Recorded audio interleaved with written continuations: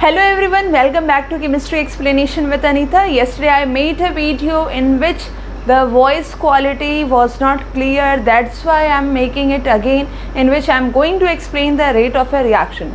Yes, rate of reaction actually क्या होता है, rate जहाँ भी word आ जाता है it means divided by time, या with respect to time कितना changes हो रहे हैं. तो एक रिएक्शन में या तो उसकी रिएक्शन की जो स्पीड होती है विथ रिस्पेक्ट टू टाइम कैसे चेंज हो रही है. तो इसका सिंपल फार्मूला देख लेते हैं.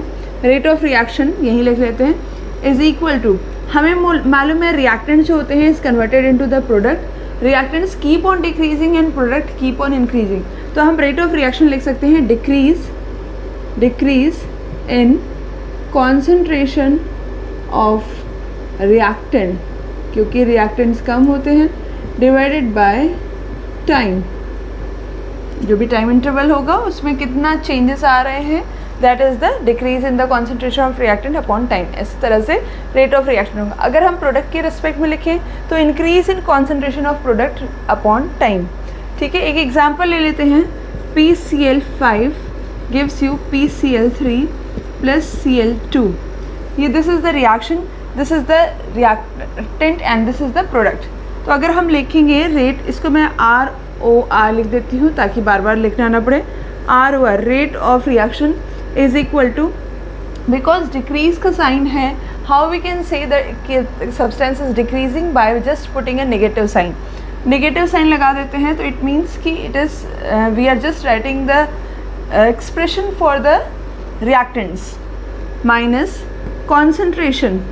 concentration. We know in the solution chapter we read कि concentration कैसे लिखा जाता है, by the help of the square bracket. तो D PCl5 upon dt. D is the small change है, small changes के लिए होता है, and capital delta जो होता है that is for the large change. ठीक है, large change के लिए. ये हो गया, ये तो रिएक्टेंट का हो गया. अगर प्रोडक्ट, अब हमारे पास एक ही रिएक्टेंट था, प्रोडक्ट आ रहे हैं तो प्रोडक्ट में भी ऐसे ही होगा क्योंकि माइनस साइन था. Now it is a product term, तो D PCl3 अपॉन dt. यहाँ जो है, यहाँ ना तो माइनस होगा ना तो प्लस, मेंशन नहीं करते हैं बिकॉज प्लस अंडरस्टूड होता है कि it is a plus, equal to D Cl2 upon dt. सब जगह इक्वल का साइन रहता है. मेक श्योर यहाँ कोई भी माइनस प्लस इक्वेशन नहीं बनती है. This equal to this equal to this, इस तरह से लिखा जाता है. Concentration upon time, concentration upon time, concentration upon time. Okay, ये तो हो गया सिंपल रिएक्शन जिसमें कि कोई भी स्टोकियोमेट्री नहीं है. स्टोकियोमेट्री मीन्स कोई भी आगे की आपको फ्रैक्शंस नहीं दिख रहे हैं, आगे के नंबर ऑफ मोल्स नहीं दिख रहे हैं, जिसकी वजह से you have to just write it down the expression for this equation. Okay, थोड़ा सा कॉम्प्लिकेटेड आता है अगर हम नया दूसरा टर्म देखें जिसमें कि स्टोकियोमेट्री आती है. जैसे कि एक एग्जांपल ले लेते हैं स्टोकियोमेट्री का, क्योंकि क्वेश्चंस मेनली उसी से आते हैं, स्टोकियोमेट्री वाले से. ये तो आपका जस्ट बेसिक्स था. क्वेश्चन है H2 plus Cl2 gives you HCl. ये है. ओके, ये इक्वेशन है. H2Cl2 gives you HCl. First of all you have to balance it. यहाँ 2 है तो हमने 2 लगा दिया, Cl2 है, ऑटोमेटिक हो गया. This is the equation. अब इसका अगर हमें रेट ऑफ रिएक्शन लिखना होगा, रेट ऑफ रिएक्शन तो कैसे लिखेंगे? These are the reactants, this is the product. Okay, तो माइनस साइन लगा दिया. D concentration of H2 upon dt equal to minus concentration of Cl2 upon dt equal to concentration of HCl upon dt. इस तरह से हमने लिख दिया. अब यहाँ 2 फैक्टर भी है, मतलब कि स्टोकियोमेट्री भी है, नॉट वन स्टोकियोमेट्री नहीं है, यहाँ डिफरेंट वेरिएबल स्टोकियोमेट्री है. तो हाउ वी कैन से, जैसे कि एक आपने 6th-7th में पढ़ा था एक linear equation, Ram is 4 times younger than his father, right. 4 times को करने के लिए आप वो 4 times है तो इधर मल्टीप्लाई उधर डिवाइड ऐसे करते थे, कॉन्सेप्ट लगाते थे.